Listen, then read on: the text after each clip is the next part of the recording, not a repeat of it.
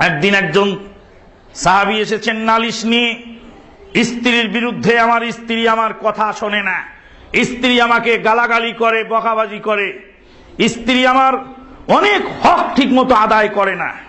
ওমর ইবনুল খাত্তাবের কাছে আসতে গিয়ে দেখতে পাচ্ছেন যে উমর ইবনুল খাত্তাব রাদিয়াল্লাহু তাআলার স্ত্রী উনাকে যা ইচ্ছা মতো দিচ্ছে। আরে ধমকের চোটে উমর ইবনুল খাত্তাব রাদিয়াল্লাহু তাআলা একদম ঠান্ডা হয়ে চুপচাপ বসে আছে। সাহাবী কিছুক্ষণ পরে দৃশ্য দেখে ফিরে চলে যাচ্ছেন।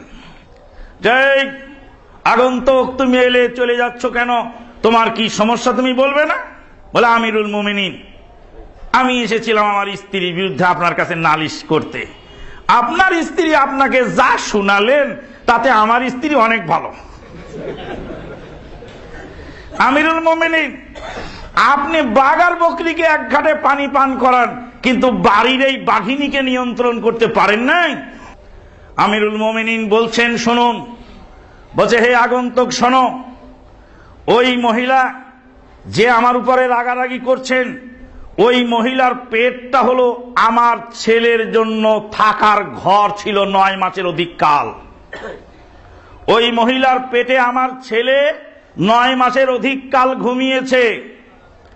ওই মহিলার বুকটা ছিল, কোলটা ছিল আমার ছেলের জন্য দোলনা।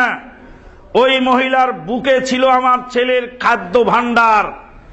ওই মহিলা আমার ছেলের প্রস্রাব পায়খানা পরিষ্কার করে সুইপারের কাজ করে দেয়।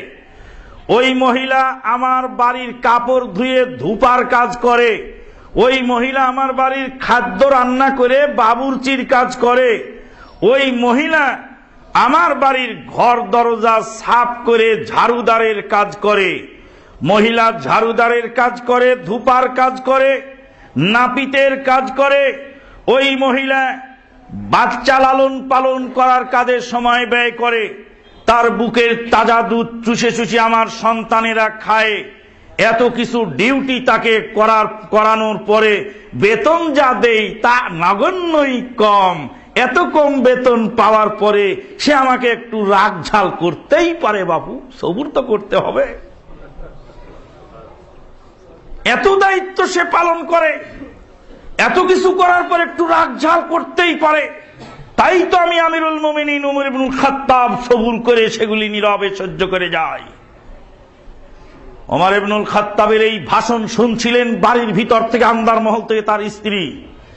স্ত্রী শুনে বলছে, আমিরুল মুমিনিন, আল্লাহর কসম করে বলছি, আজ থেকে আপনাকে আমি আর কোনো কথা বলবো না।